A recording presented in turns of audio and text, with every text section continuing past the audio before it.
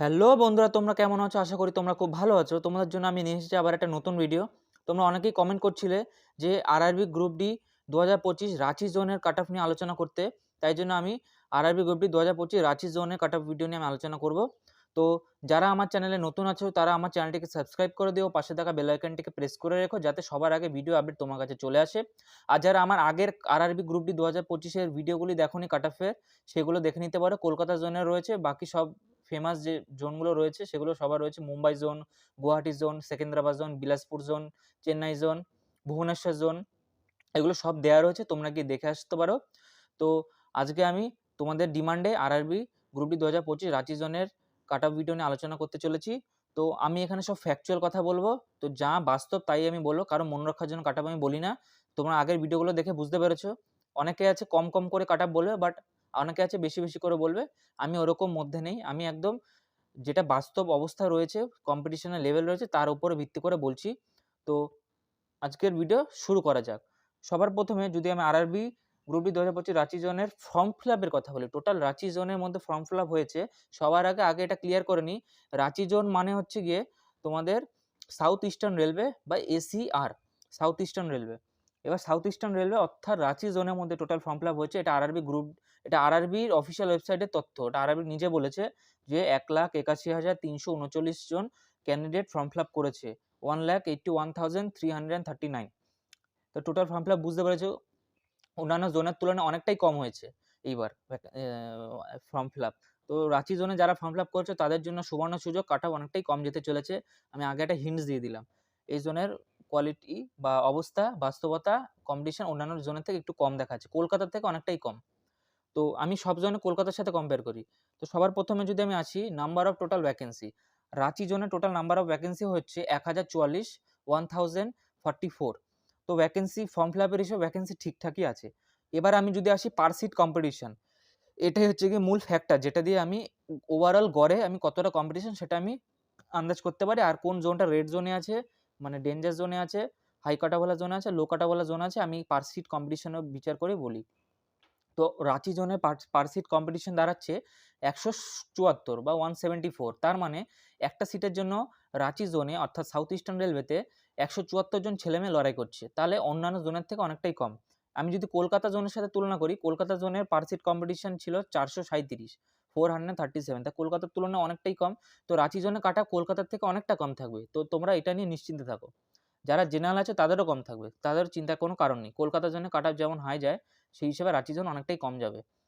এবার রাঁচি জোন এখানে সেফ জোনের মধ্যে আসছে। 2025 গ্রুপ ডির যে সেফ জোনগুলোর মধ্যে রাঁচি জোন তার মধ্যে একটা বেস্ট সেফ জোনে পড়ছে আমার হিসেবে।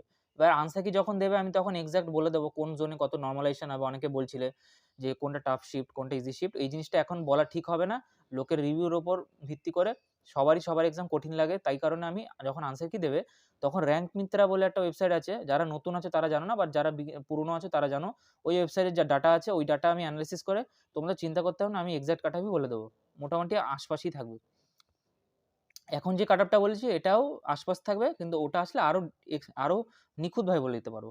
তো এবার আমি আসি এক্সাম লেভেল। এক্সাম লেভেলে যদি আমি আসি, এক্সাম লেভেল নিয়ে একটা কথা বলি। অনেকে বলছিলে তুমি সব ভিডিওতেই একই এক্সাম লেভেলে কথা বলো, তো তাদের আমি বলছি যে তোমাদের আরআরবি গ্রুপ ডি কি জোন ওয়াইজ আলাদা আলাদা এক্সাম হয়? অল ইন্ডিয়া লেভেলে এক্সাম তো ওখানে পরে না জোন ওয়াইজ বাটোয়ারা করে নেওয়া হয়। তো এক্সাম তো অল ইন্ডিয়া লেভেলে আমি বলছি যে কোন শিফটটা কঠিন ইজি এক্সাম লেভেল সব জনের জন্য তো একই এক্সাম হচ্ছে, তাই কারণে আমি একই বলছি। তো এটা নিয়ে যারা বলেছো তারা একটু মূর্খের মতো কথা বলে ফেলেছো, তো তাদেরকে বললাম কেন, সব জোনে তো এক্সাম একই হবে না, অল ইন্ডিয়া লেভেল এক্সাম। এবার যারা যে জোনে আছে সেই জোন হিসেবে কাটা আলাদা বানানো হয়, বাট এক্সাম তো সেম, তাই কারণে প্রত্যেক ভিডিওতে আমি একই এক্সাম লেভেল বলি। এটাই হচ্ছে মেন কারণ সেম বলার। আমি ইচ্ছা করে তো আর বানিয়ে বলতে পারবো না, যেটা বাস্তব সেটাই বলছি। তো সবার প্রথমে এক্সাম লেভেল আছে। রিজনিং পার্টটা যদি আসে, 30টা কোশ্চেনের মধ্যে 30টাই করার মতো, বেশিরভাগ ছেলেমেয়ে 30টা করে আসছে। এবার ইজি ছিল সেটা আলাদা বিষয়, অনেকে 25, 26, 27টাও করছে, কিন্তু 2 থেকে 3টে কোশ্চেন 4টে কোশ্চেন টাইম টেকেন ছিল, টাইম কনজিউমিং ছিল, কিন্তু করার মতো ছিল। তাই জন্য রিজনিং সেকশনটাকে আমি ইজি ধরে রেখেছি। ম্যাথসে 25টা কোশ্চেন যদি ধরি, ম্যাথস 25টার মধ্যে মডারেট বলবো, ইজি টু মডারেট। এর কারণ হচ্ছে ম্যাথস অনেকগুলো শিফটে, বেশিরভাগ শিফটেই ক্যালকুলেটিভ হচ্ছে। প্রথম দিকে শিফট যাও ইজি ছিল, পরের দিকে শিফটগুলো ম্যাথস ক্যালকুলেটিভ হচ্ছে, যারা এক্সাম দিয়েছে তারা বুঝতে পারবে। যেমন আমার 11 ডিসেম্বর ফার্স্ট শিফট ছিল, ওই শিফটে ম্যাথস বহু ক্যালকুলেটিভ ছিল। যারা ওই শিফটে এক্সাম দিয়েছো তারা একটু কমেন্ট বক্সে জানিও যে আমি সত্যি বলছি কিনা।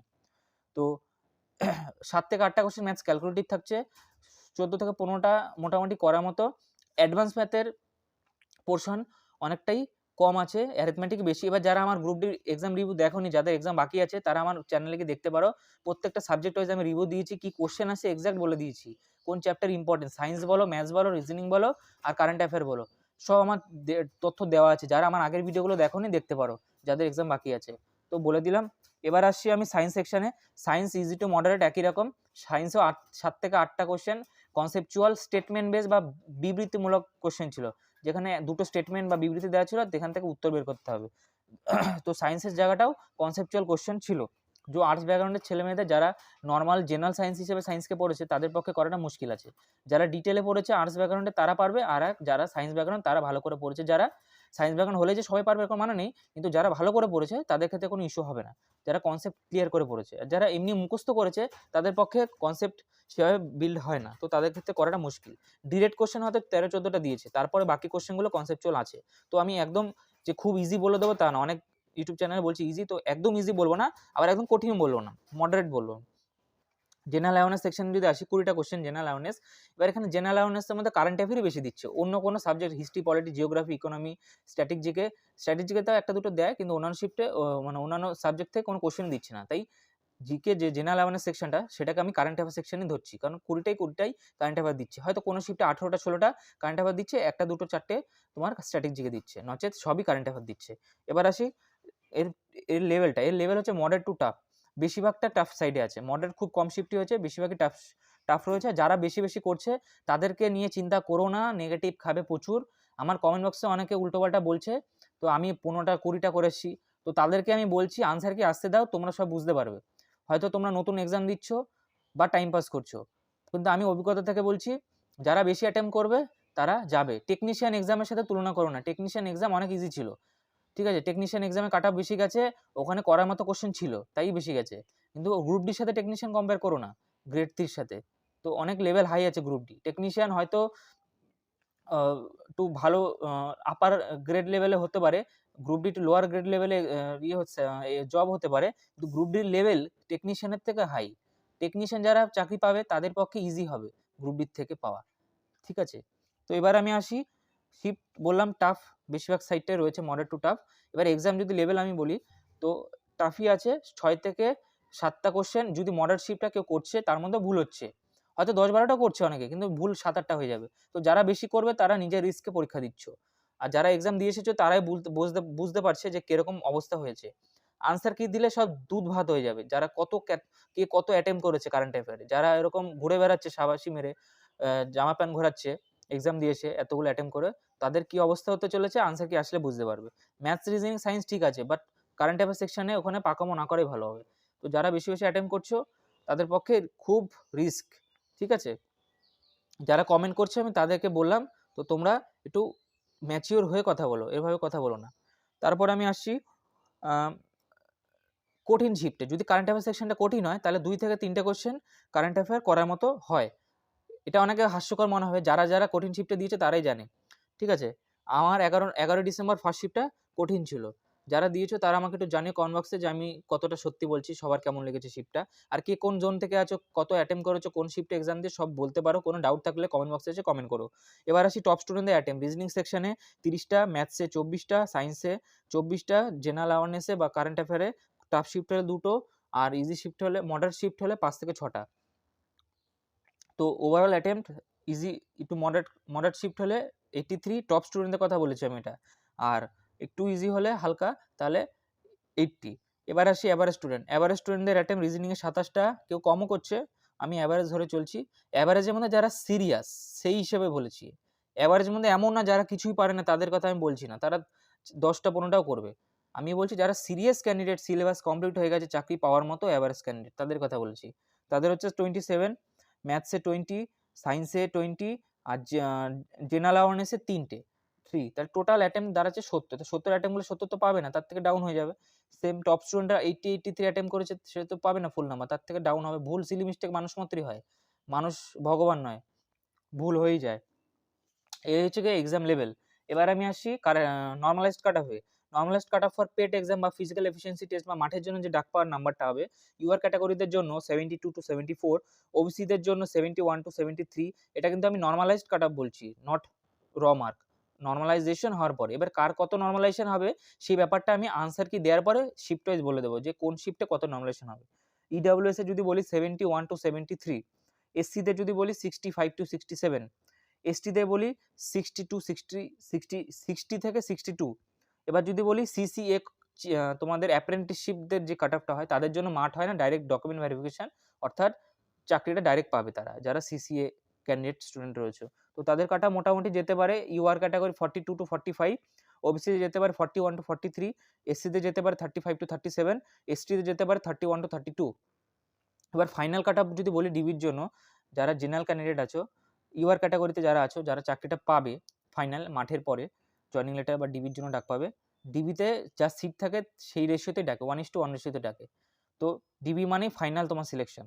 তো UR category 73 to 75, OBC category 72 to 74, EWS category 72 to 74, SC 66 to 68, এসটিতে 61 to 63। এই হচ্ছে কি কাট অফের বিষয় আমি বলে দিলাম। এবার যারা অন্যান্য জনের কাট অফের ভিডিও চাও কমেন্ট বক্সে কমেন্ট করতে পারো। আর আমি আগে বেশিরভাগ জনেই কাট অফ দিয়ে দিয়েছি, যারা দেখোনি দেখতে পারো। এক্সাম লেভেল, এক্সামের রিভিউ আমি দিয়ে দিয়েছি গ্রুপ ডির, আমার চ্যানেলে রয়েছে। আমি কোশ্চেন সাবজেক্ট ওয়াইজ বলে দিয়েছি, কি এক্সাক্ট কোশ্চেন আসছে আমার শিফটে তাও বলে দিয়েছি, দেখতে পারো। কিছু কিছু শিফটে কোশ্চেন আমি করিয়ে দিয়েছি, বাংলাতে আছে, দেখে নিতে পারো আমার চ্যানেলে। আর যারা আমার চ্যানেলে নতুন আছো চ্যানেলটিকে সাবস্ক্রাইব করে রাখো, পাশে থাকা বেল আইকনটিকে প্রেস করে রাখো, যাতে সবার আগে আপডেট তোমরা পাও। এই চ্যানেলে সব অথেন্টিক ডাটা পাবে। আমি সবসময় আমার এক্সপিরিয়েন্স বলবো, আর কারো মন রক্ষার জন্য আমি ভিউজ পাওয়ার জন্য কথা বলছি না। আমি যা বলেছি এক্স্যাক্ট বললাম। আর এটাই এক্সপেক্টেড কাট অফ। এটাই এমন ভেবো না যে আমি ভগবান, আমি 100% কাট অফ বলে দিচ্ছি, আপ ডাউন হতে পারে, ঠিক আছে। এবার মোটামুটি আনসার কি দিলে আমি আরও এক্স্যাক্ট বলে দিতে পারবো। তো যারা চ্যানেল নতুন আছে চ্যানেলটিকে সাবস্ক্রাইব করে রেখো। আর টেলিগ্রাম চ্যানেল লিঙ্ক ডেসক্রিপশন বক্সে দেওয়া আছে, যারা জয়েন হতে চাও জয়েন হয়ে যেতে পারো। যাদের আপডেট দরকার, যাদের দরকার নেই তারা হবে না। তো আজকের জন্য এইটুখানি, দেখা হবে পরের ভিডিওতে। অন্য ভিডিও দরকার হলে কমেন্ট বক্সে কমেন্ট করতে পারো। জয় হিন্দ, বন্দে মাতরম।